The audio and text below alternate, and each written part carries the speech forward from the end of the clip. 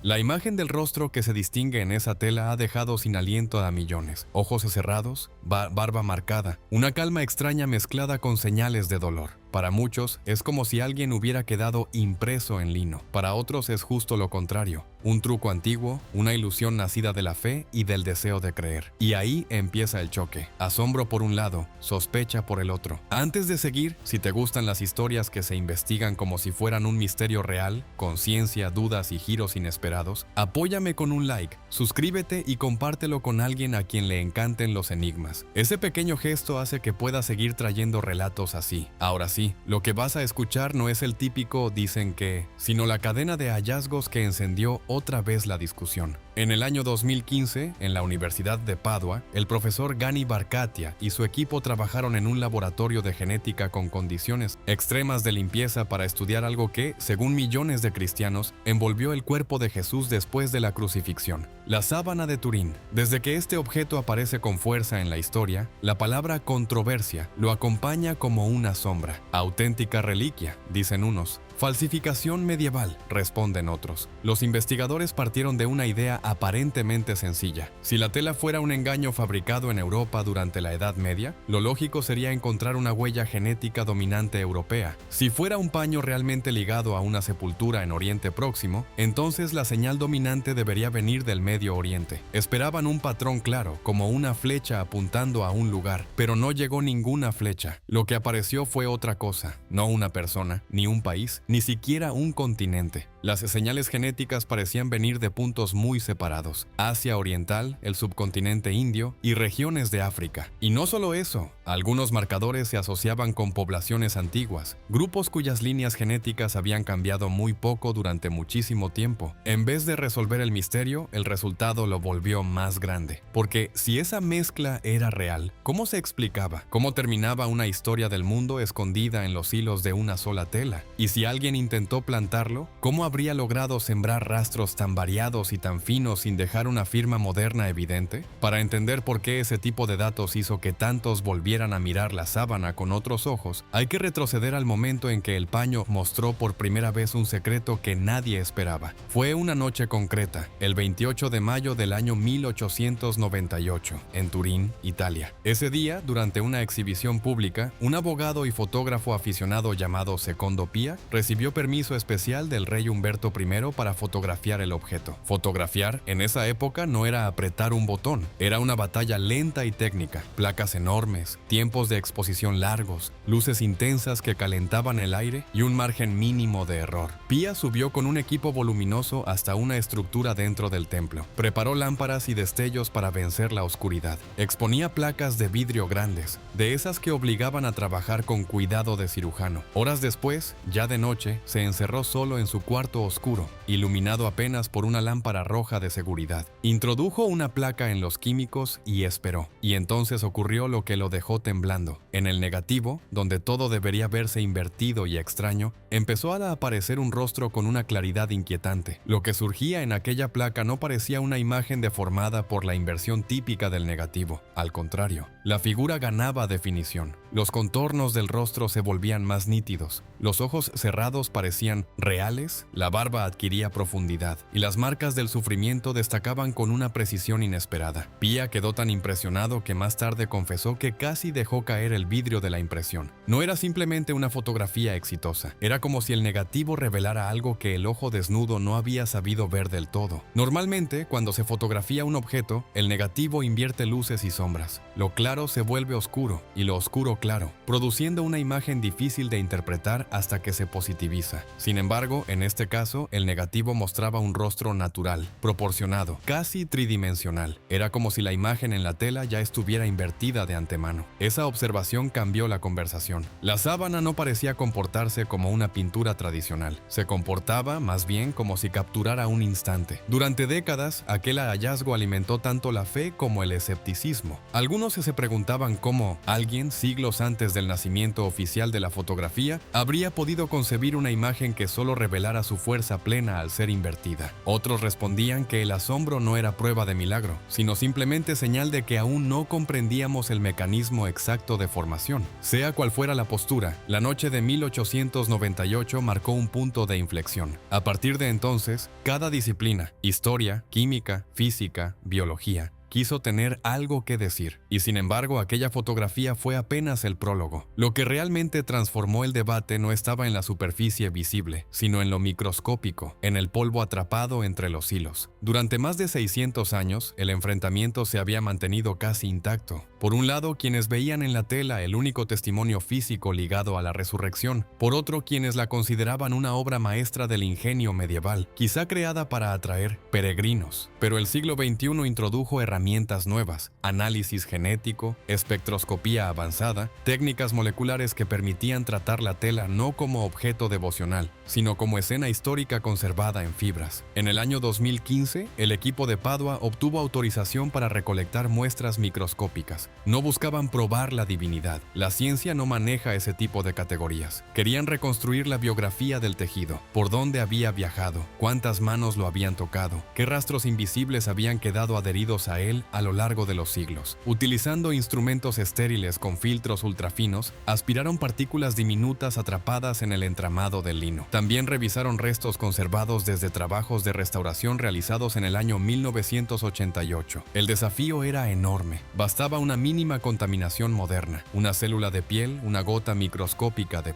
saliva, para mezclar señales recientes con antiguas. Por eso concentraron gran parte del estudio en el ADN mitocondrial. A diferencia del ADN nuclear, este se encuentra en múltiples copias por célula y resiste mejor el paso del tiempo. Además, permite rastrear linajes maternos y movimientos poblacionales con cierta precisión estadística. Durante semanas, computadoras analizaron millones de secuencias, comparándolas con bases de datos globales. Cuando finalmente organizaron los resultados en mapas de haplogrupos y distribuciones geográficas, el silencio llenó el laboratorio. No había una sola firma dominante. La tela mostraba señales asociadas al Medio Oriente, sí, pero también a Europa Occidental, al norte y este de África, al sur de Asia y al este asiático. Era como si cada etapa de un largo recorrido hubiera dejado una huella microscópica. La interpretación dividió opiniones. Algunos señalaron que una reliquia venerada durante siglos inevitablemente acumula ADN de múltiples visitantes. Otros subrayaron que ciertas coincidencias parecían alinearse con rutas históricas antiguas que conectaban Jerusalén, Edesa y Constantinopla, puntos clave de intercambio cultural en los primeros siglos. La distribución de marcadores genéticos recordaba un trayecto, una especie de mapa superpuesto sobre el tejido. Imagina esa tela pasando de mano en mano, expuesta en ciudades donde convergían comerciantes, peregrinos y viajeros de tierras lejanas. Cada roce, cada beso devocional sobre el marco protector, cada partícula desprendida de sandalias o ropajes, habría contribuido a ese mosaico biológico. Con el paso del tiempo, el lienzo no solo conservaría una imagen, sino también una colección de contactos humanos, una memoria acumulativa imposible de ver a simple vista. Si seguimos el hilo de esa posible ruta, la historia se despliega como un mapa antiguo. Según ciertos relatos orientales, la tela habría estado primero en Jerusalén y más tarde en Edesa, una ciudad estratégica situada en un cruce vital de caminos comerciales. Durante los primeros siglos de nuestra era, caravanas provenientes de regiones lejanas atravesaban esas rutas llevando seda, especias y relatos de mundos distantes. En un entorno así, no resulta difícil imaginar cómo un objeto considerado sagrado podía ser contemplado por personas de múltiples orígenes. Con el tiempo, la tradición sostiene que el lienzo llegó a Constantinopla en el año 944. En aquella época, la ciudad era un centro inmenso de intercambio cultural, político y religioso. Allí convivían comerciantes europeos, emisarios orientales, soldados y peregrinos. Si la tela estuvo expuesta o resguardada en ese contexto, cada encuentro humano pudo dejar un rastro microscópico. Luego, tras los eventos violentos del año 1204, cuando la ciudad fue saqueada durante la Cuarta Cruzada, la pista histórica se vuelve más difusa. El objeto habría desaparecido de los registros oficiales y reaparecido más tarde en territorio griego y después en Francia. hacia mediados del siglo XIV. Quienes sostienen la autenticidad señalan que esta trayectoria explicaría la diversidad genética detectada, una acumulación gradual de huellas a lo largo de siglos y regiones. Quienes dudan responden que precisamente esa exposición prolongada hace imposible distinguir entre señales antiguas y contaminaciones posteriores. La discusión no se apaga, solo cambia de terreno. Pero el ADN no fue la única pieza analizada. También el polvo vegetal atrapado entre los hilos despertó interés. Investigadores especializados en botánica estudiaron granos de polen adheridos al lino. Se identificaron decenas de especies. Algunas son comunes en Europa, lo cual resulta coherente con la larga permanencia del objeto en ese continente. Sin embargo, otras se asocian con zonas del Medio Oriente y regiones áridas cercanas a Jerusalén. Entre ellas se mencionó una planta espinosa del desierto que florece en primavera en esa área. La concentración de su polen cerca de la zona del rostro y la cabeza llamó la atención de ciertos expertos, quienes la relacionaron simbólicamente con la tradición de una corona de espinas. Además, se señalaron especies que crecen en áreas muy concretas del desierto de Judea. Para algunos, esto refuerza la hipótesis de un origen oriental antiguo. Para otros, el polen puede trasladarse por el viento, adherirse en viajes comerciales o contaminarse en restauraciones, por lo que no constituye una prueba definitiva. Las manchas rojizas también fueron objeto de exámenes modernos. Durante años, escépticos propusieron que podían ser pigmentos aplicados con intención artística. Estudios posteriores, utilizando técnicas espectroscópicas y microscópicas avanzadas, detectaron componentes compatibles con sangre humana. Se habló incluso del grupo sanguíneo AB, relativamente poco frecuente en la población mundial. Además, ciertos análisis identificaron partículas asociadas a situaciones de trauma severo, como altas concentraciones de compuestos vinculados al estrés físico extremo. Estas observaciones se interpretaron como indicios de que la persona envuelta en la tela habría sufrido castigos intensos antes de morir. Descripciones forenses sugieren heridas compatibles con azotes romanos y perforaciones en las muñecas en lugar de las palmas, algo que algunos expertos consideran coherente con la práctica histórica de la crucifixión. Sin embargo, incluso aquí persisten voces prudentes que recuerdan la dificultad de estudiar materiales tan antiguos y contaminados sin margen de error. En medio de todo esto permanece el desafío que surgió en el año 1988, cuando laboratorios de Oxford,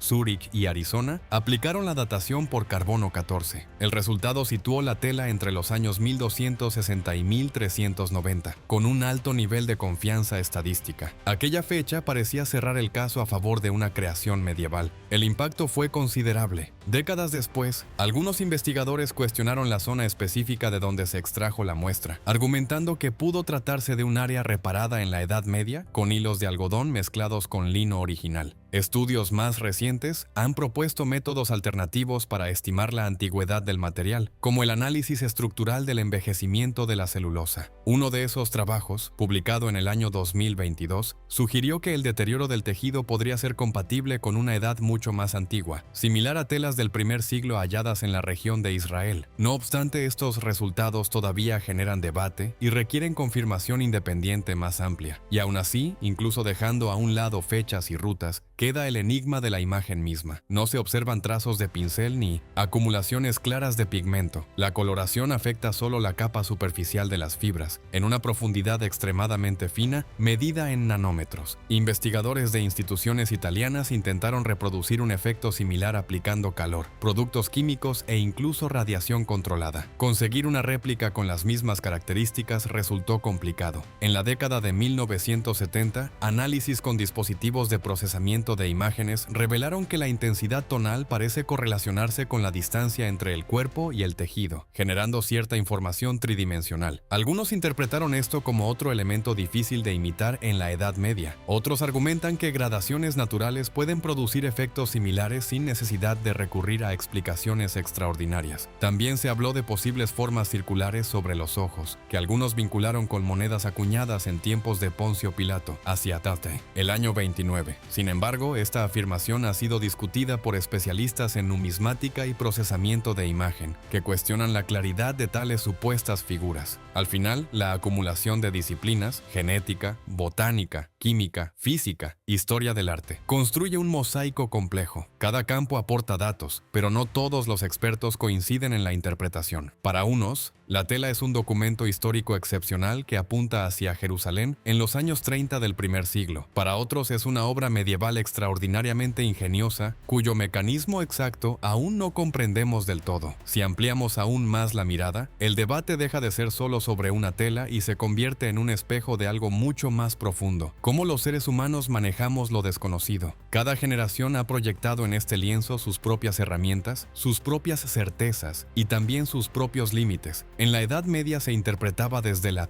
devoción. En el siglo XIX, desde el asombro fotográfico. En el siglo XX, desde la química y la datación por carbono. En el siglo XXI, desde la genética molecular y la física de materiales. Y sin embargo, el objeto sigue ahí, desafiando conclusiones definitivas. Si realmente fuera una falsificación medieval, entonces sería una obra adelantada a su tiempo de una manera casi inimaginable. Habría requerido un conocimiento anatómico preciso, una comprensión muy particular de cómo reacciona la sangre bajo estrés extremo, una técnica capaz de afectar solo la superficie microscópica de las fibras y además una coincidencia extraordinaria para que siglos después las pruebas arrojaran resultados tan debatidos. Pero si realmente fuera del primer siglo, entonces estaríamos ante una reliquia que sobrevivió incendios, saqueos, traslados secretos y cientos de miles de contactos humanos sin perder su impronta esencial. Ambas posibilidades son enormes. También hay que recordar que la ciencia trabaja con probabilidades, no con absolutos metafísicos. Cuando los laboratorios ofrecieron una fecha medieval en 1988, lo hicieron con un margen estadístico concreto. Cuando otros investigadores cuestionaron la zona de muestreo, lo hicieron proponiendo una hipótesis alternativa que debe ser examinada con el mismo rigor. Cuando se analizan pólenes o partículas biológicas, siempre existe la pregunta sobre contaminación posterior. Nada de esto invalida la investigación. Al contrario, forma parte del método científico: contrastar, repetir, verificar. El misterio de la formación de la imagen continúa siendo uno de los puntos más intrigantes. La coloración superficial, la ausencia de penetración profunda del pigmento, la aparente correlación tridimensional. Todo eso ha dado pie a teorías que van desde reacciones químicas naturales entre un cuerpo y un tejido hasta hipótesis energéticas más complejas. Sin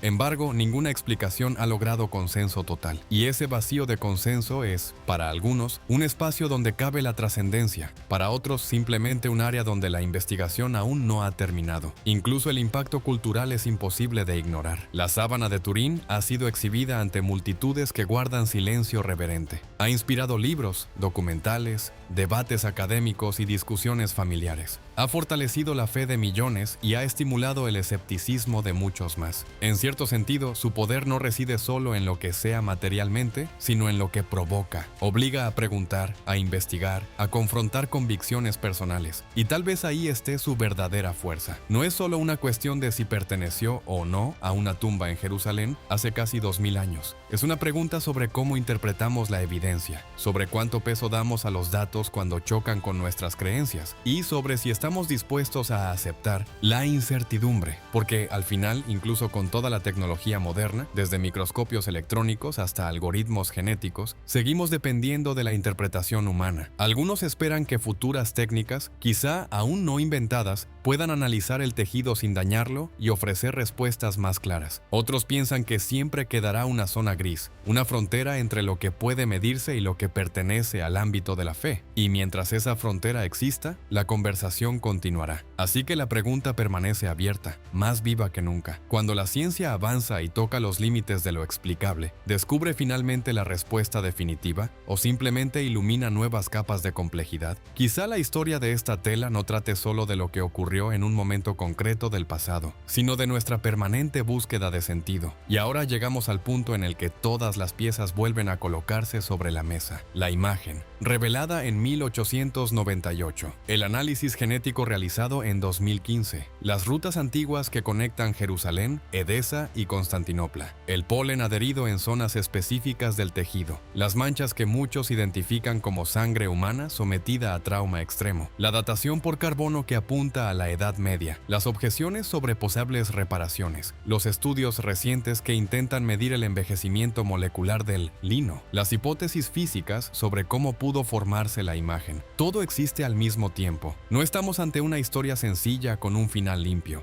Estamos ante una acumulación de indicios, argumentos, contraargumentos y nuevas preguntas. Y eso, lejos de debilitar el tema, lo hace más fascinante, porque rara vez un objeto histórico concentra tantas disciplinas distintas chocando entre sí. Si la sábana fuera simplemente una pintura medieval, sería una de las obras más extraordinarias jamás creadas, adelantada a Terceata de Kirandana, conocimientos anatómicos, ópticos y químicos que no se formalizarían hasta siglos después. Si fuera un tejido del primer siglo relacionado con un acontecimiento en Jerusalén entre los años 30 y 33, entonces estaríamos frente a uno de los vestigios históricos más impactantes de la humanidad. Ambas posibilidades son inmensas, ambas exigen prudencia. Lo que sí parece claro es que la tela no es un objeto común. Ha resistido incendios, guerras, traslados secretos y debates académicos intensos. Ha sido venerada por fieles y examinada por escépticos con microscopios electrónicos, y aún no hay una unanimidad final. Eso en sí mismo es extraordinario. Quizá más allá de determinar con absoluta certeza su origen, lo que realmente nos confronta es algo más profundo: nuestra relación con el misterio. Vivimos en una era que confía en datos, algoritmos y pruebas replicables, pero incluso en ese contexto seguimos encontrando fenómenos que no encajan perfectamente en nuestras categorías. ¿Significa eso que son sobrenaturales? No necesariamente. ¿Significa que están completamente explicados? Tampoco. Tal vez la lección no esté solo en el resultado, sino en el proceso. Cada análisis ha obligado a mejorar técnicas, a debatir metodologías, a reconocer límites. La ciencia no avanza eliminando preguntas incómodas, sino enfrentándolas. Y la fe, para quienes la tienen, tampoco desaparece ante una ecuación. Dialoga con ella. Así que al final volvemos al inicio. Un rostro que parece mirarnos desde una tela antigua. Un conjunto de datos que apuntan en múltiples direcciones. Un objeto que ha atravesado siglos acumulando significado. ¿Es testigo silencioso de un momento decisivo en la historia? ¿Es una obra humana cuya técnica aún no comprendemos del todo? ¿O es algo que combina historia, arte, creencia y ciencia de una manera que nunca podremos separar por completo? La respuesta por ahora no es definitiva, y tal vez nunca lo sea de la forma que algunos esperan, pero la búsqueda continúa, y mientras continúe, la sábana seguirá ocupando ese espacio único entre laboratorio y altar, entre microscopio y oración, entre evidencia y esperanza. Ahora la pregunta te pertenece. Con todo lo que has escuchado, con todos los datos, hipótesis y debates sobre la mesa, ¿qué conclusión sacas? ¿Crees que la ciencia terminará ofreciendo una explicación completa y universalmente aceptada? ¿O piensas que siempre quedará un margen irreductible de misterio? Sea cual sea tu postura, el diálogo sigue abierto. Y quizá, en esa conversación constante, reside el verdadero legado de esta enigmática tela.